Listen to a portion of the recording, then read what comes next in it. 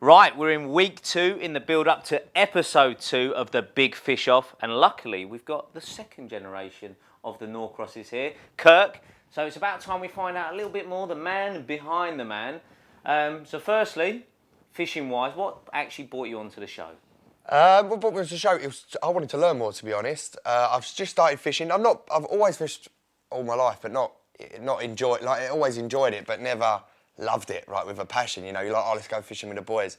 And then last few years I started going, and then it was to learn, you know. Obviously, we were lucky enough my dad knew you, and we got to know you, and we couldn't get rid of you, so might as well learn something. Little Asian pest. Yeah. What's going on here?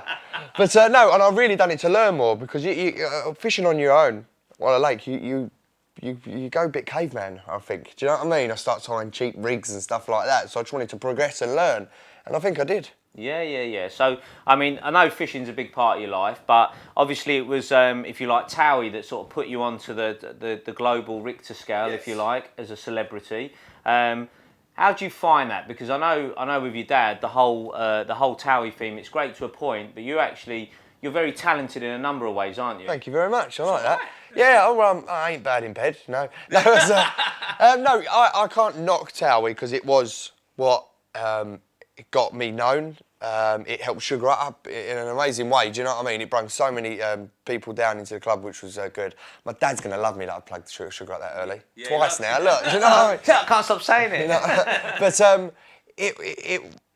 it puts you. It does. Do you know what I mean? And when we first started Towie, all of the same. Me, Amy, Mark, we were young people trying to better ourselves. You know, I find that people on it now are trying to just use Towie as their job. Yeah. You know, and each to their own. Yeah, each to their own. But I wanted to branch out, and once you've done Towie, they're like, no, you've done Towie. I remember my first audition I went to for a film, when I left Towie, I didn't get the part. I got the audition. They said I was brilliant, but then when it comes to commissioning it, they went, no, we don't want Kirk because he's from Towie. And I was like, but you said my talent was good enough. I got the part, but now because I'm on Towie, I wouldn't. You know, so. But it made me who I am. But while that show was on, I was watching the episode. I think it might have been the live show. I can't remember, but basically Arj went on stage, didn't he?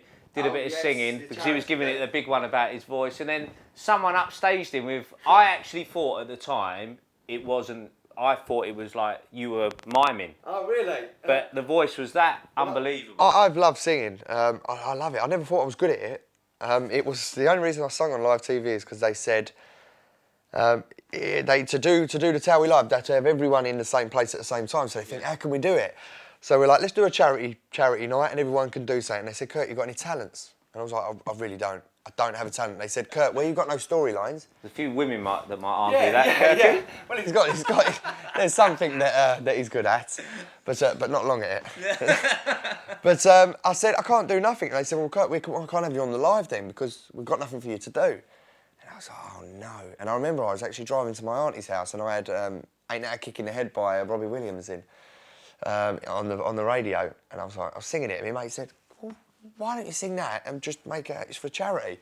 So I didn't do it to go on there thinking I was going to be good. It was for charity, and I thought, a bit vain, it'll get me airtime, and it's for charity, so you're killing two birds with one stone. And I got brilliant feedback from it, and it's the first time in my life that I've done something that I enjoy, and people have enjoyed as well. So took me totally by surprise. I remember, like I say, I actually thought it was a wind-up, like someone's got Sinatra or someone Robbie Williams or in the background. I was so scared. But you got big heart and a big voice. So the music thing is one angle you've been pursuing. I love the music. The music for me is something that I'd love to always do, but not as a main thing. You know, it's something that I feel like you can do whenever. I feel like I want to do some music, you know. To me, it's a feeling, you know.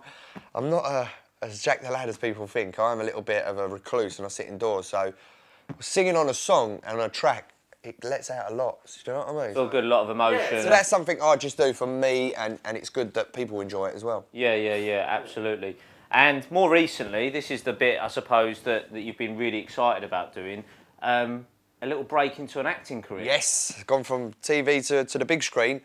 I'm lucky. I've got lucky enough. I'm friends with Danny Dyer, and he once you're with a friend or with an actor, you get to meet other actors, directors and stuff like that. And I've always wanted to be an actor. I remember when I was in school, I said to my drama teacher, he goes, what do you want to do when you're older? I said, I want to be an actor. And he said, I'd think again. He said that to me. And I'd never felt so hurt in my life. It was like when my mum told me Santa Claus ain't alive. I'm like, what? But he is, kids. He is, okay? I had him in a cab in Budapest the other night, 100%. Yeah, bad BO though. So go on, what's the, breakthrough? Bonnie by Blood is number 1, who our mutual friend Tamer Hassan's in, number 1. They have now made number 2, Bonnie by Blood 2. I'm guessing it's an Essex-based film. It's an Essex-based film, which I'm very proud to do because I am proud to be Essex. Yeah, he's from Essex blood. I'm proud to be from Essex. You know, there is a lot of talented people come from Essex, from Russell Brand to Matt Cardell to Stacey Solomon. Yeah. You're rolling them off. We're rolling them off here, you know. No, but you've got some amazing people. Me? Yeah, definitely. You are talented. I am. Yeah, you can't point at me. I was going to say, you wouldn't say you're Essex. No one knows where I'm really from. Even I don't know. You've got about 4 passports. But it's the breakthrough I've been waiting for.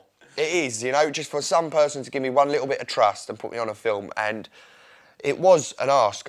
This guy put me on the film. His name was Jonathan Softcott, and I owe him so much because he took a chance by giving me a part. Yeah.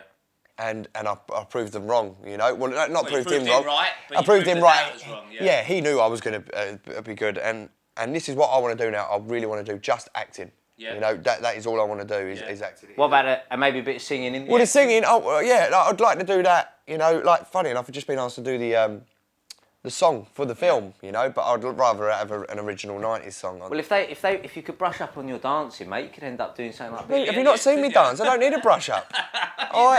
The fist bump, honestly, you know, it's universal. You could end up doing Billy Elliot, couldn't you? You know what? I love that film. I love him. I love Billy Elliot. What's happened to him? I know. Where did he go? Maybe he's fishing.